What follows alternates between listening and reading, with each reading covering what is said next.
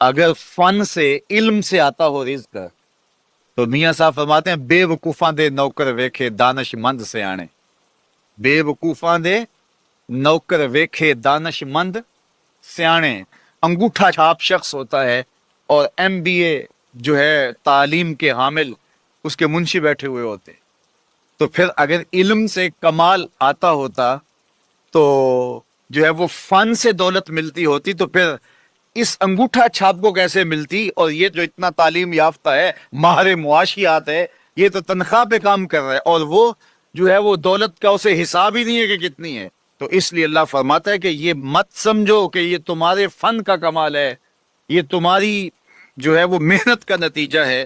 اللہ فرماتا ہے اولم یعلموا, کیا انہیں نہیں پتا, ان اللہ یبسط الرزق لمن یشاء, جس کو چاہتا ہے اس کے لیے رزق کے دروازے کھول دیتا ہے, ویقدر, اور جس کے لیے چاہتا ہے اس کے لیے رزق کو تنگ کر دیتا ہے.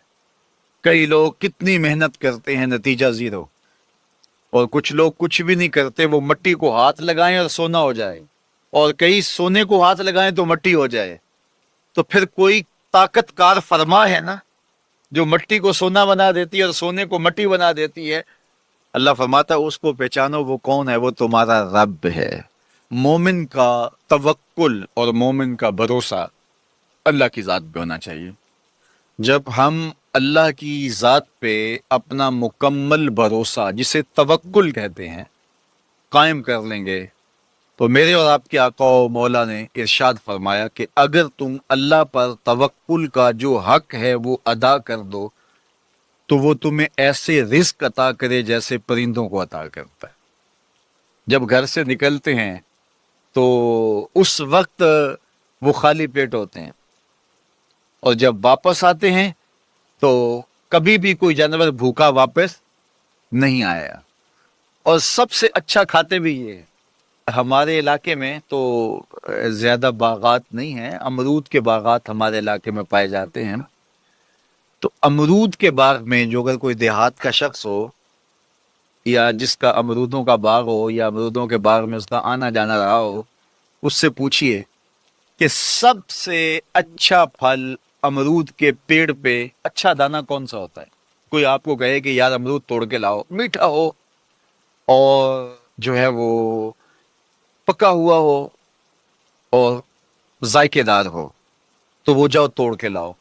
تو کوئی مجھے اگر کہے تو میں جب امرود توڑ کے لاؤں گا تو کبھی پھیکا نہیں ہوگا, میں امرود توڑ کے لاؤں گا تو کبھی بد ذائقہ نہیں ہوگا. آپ مجھے پوچھیں کہ آپ کے پاس کیا فن ہے, میرے پاس فن یہ ہے کہ میں نے امرودوں کے باغوں میں جو ہے وہ بچپن گزارا ہے اور مجھے پتا ہے کہ اچھا اور پکا پھل کون سا ہوتا ہے.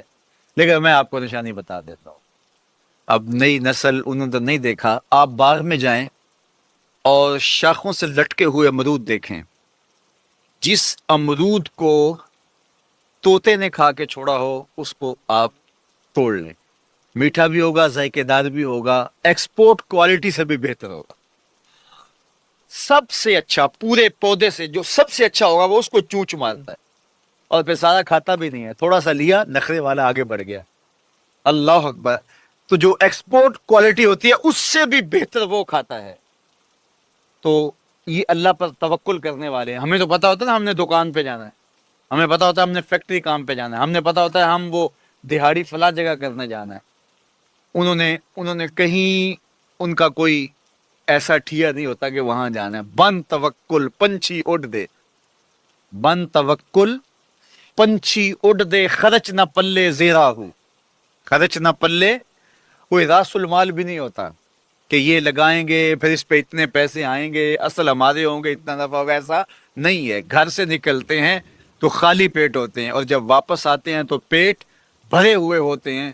میرے اور آپ کے آقا و مولا نے کہا, مجھے پورا یقین ہے اس پہ اور آپ کو بھی پورا یقین ہونا چاہیے, انشاءاللہ ہوگا, کہ میرے حضور نے فرمایا کہ اللہ پر جو توکل ہے وہ حق ادا کرو, پھر وہ تمہیں ایسے رزق دے گا جیسے پرندوں کو دیتا ہے, تمہیں پرندوں کو دیتا ہے. ایکسپورٹ کوالٹی, من کان للہ کان اللہ لہ, فرمایا تم اس کے ہو جاؤ وہ تمہارا ہو جائے گا.